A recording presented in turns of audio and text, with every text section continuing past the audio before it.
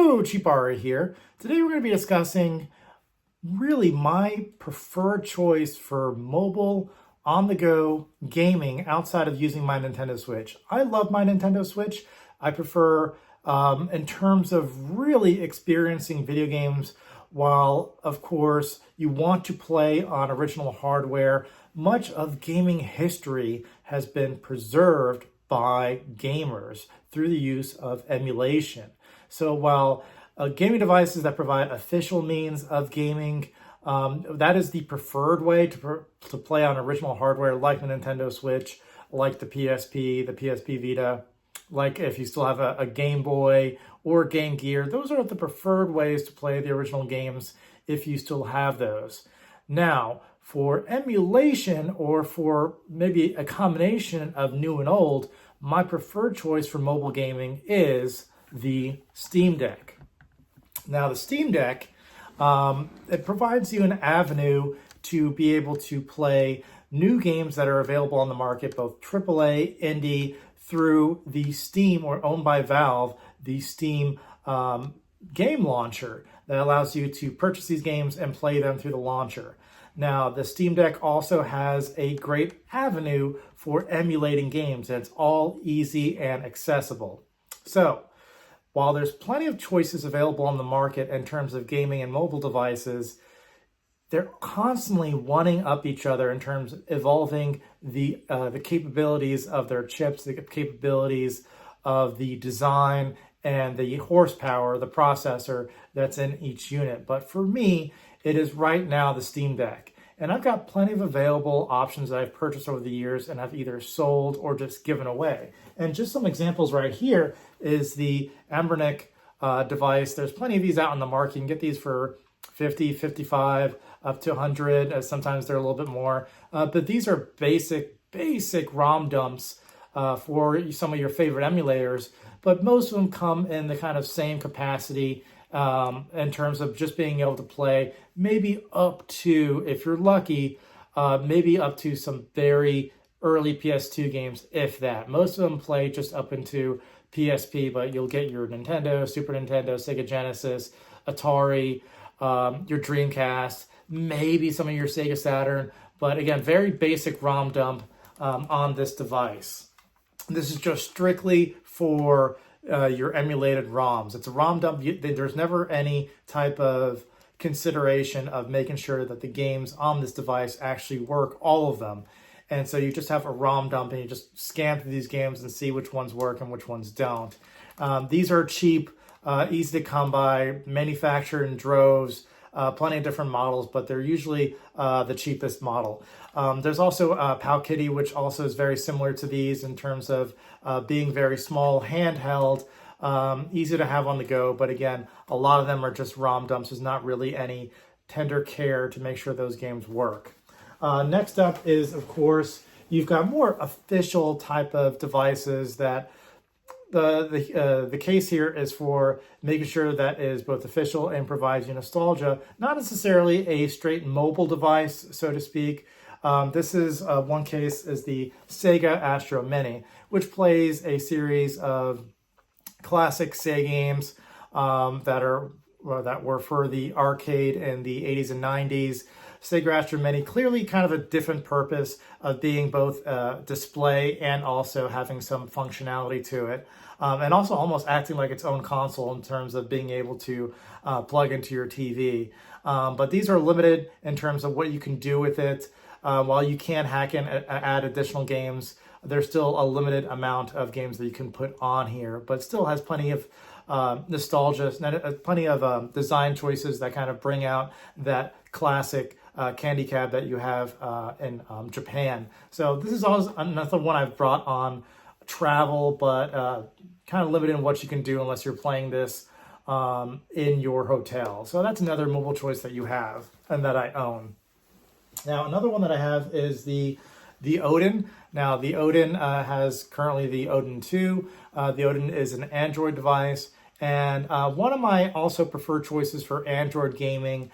But even then, the emulation capabilities can be fairly limited. It does play quite a number of PS2 games, plenty of GameCube games, But beyond that, you're still going to have to be more of a tinkerer to kind of get the maximum performance out of the Odin models. The main purpose for me, if I'm using the Odin, which is more of a tertiary choice for my mobile gaming, the first preference being the Steam Deck, the second, or should I say, I'll flip that. The first being the Switch, the Nintendo Switch, the second being the Steam Deck, and the third being the Odin. The Odin's more for Android gaming that I just wanted to have a little bit more comfortable.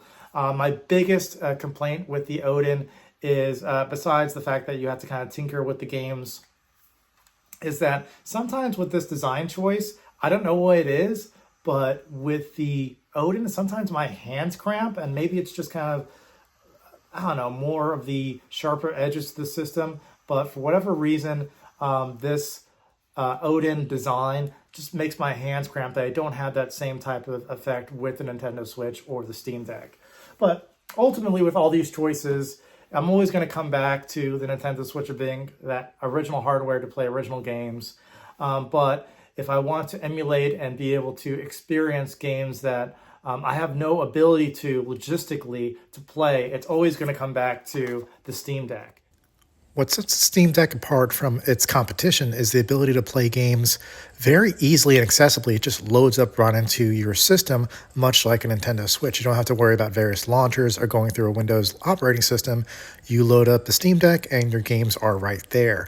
And there is a plethora of games from a 20-plus year history that you can purchase officially and legally through your Steam Deck. Many games that have since been delisted to be able to purchase through your PlayStation Store or through Xbox or Nintendo can be easily purchased, still available on Steam. And then additionally, the availability to still find the activation keys online for even delisted Steam games allows you the ability to play games that you may not have the ability to anymore on your consoles. So being able to play Arkham Origins or the Mortal Kombat 2011 is just a huge value added here.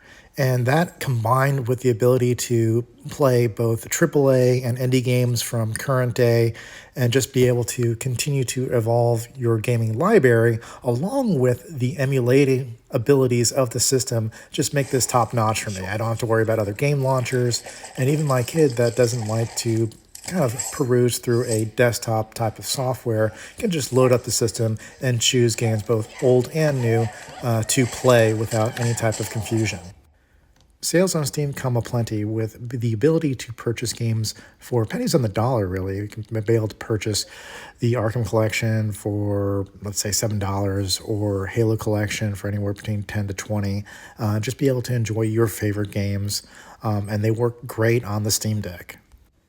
So beyond the ability to peruse Steam's catalog, the big benefit here is that the Steam Deck is a great opportunity for emulation. And of course, for me, I do like, as I said, to play games on original hardware, but logistically, I just don't have the space or the time or the storage to really just have an Xbox 360 anymore, or to have all the games and the system for a PS3. But a lot of it can be emulated here. A huge history of games can be emulated on the system successfully. Now, I caveat that a majority of these games have no issues playing up to PS3 and Xbox 360. I will say that about 25%, I would guess, of the catalog for a PS3 is playable on here, and probably 15% or less of the gaming catalog for Xbox 360 is playable on here, and that's with respect to having no issues with the games and then playing fairly smoothly. And I'll show you some of that in just a minute, but again, that's still hundreds and hundreds and hundreds of games that you can play on here through a wide history from the 80s up into the 2000s. So I'll show you some of that in just a moment. So another great thing about the Steam Deck is the fact that you don't have to be a tinkerer. You don't have to worry about knowing anything about emulation. Really, there is a software program called EmuDeck that does almost everything for you. And again, it sets everything up available through just starting up your Steam Deck. All you have to do is download this software. Now, some of the emulators, and they're kind of split out individually, but some of them require some additional firmware, but it tells you where to go and what to do once you've downloaded it. And everything plays smoothly, as I said, up until the point that you get to Xbox 360 and PS3. So I rarely found any issues with PS2, as you just saw. I've played plenty of games. Now we're entering into GameCube, and I'm showing you Batman the Animated Series, Rise of Shinzu. But again, I've been able to play F-Zero. I've been able to play Super Mario Sunshine. I've been able to play just a ton of different games on here without having any issues or slowdown. And I'm playing these on higher resolutions on this system, and they play great and smoothly. So GameCube plays great. What about some others? So moving up from GameCube onto the Wii, no issues with Wii games whatsoever. Many playing without any issues, beyond the fact that some of the controls will set up kind of wonky, so you might have to kind of toy with the controls appropriately to get them to the way that you want without being overly complicated. As you can see here, I'm playing Super Mario Galaxy 2, no issues there. I jump onto Call of Duty, Modern Warfare 3, also no issues. Moving on to Wii U, which is a system I never owned or played, the ability to experience the Wii U and some of its exclusive games is a great benefit here, and just maps and controls most of the time without any issues.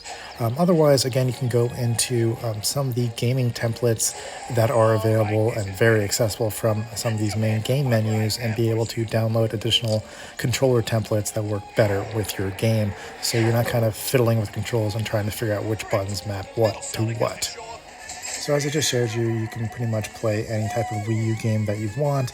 And really, if you think about it, you can put every single Donkey Kong game ever made, or every single Sonic game, or every single Kingdom Hearts game, or most of the God of War games on here without any issues, and just be able to have that completionist aspect to it.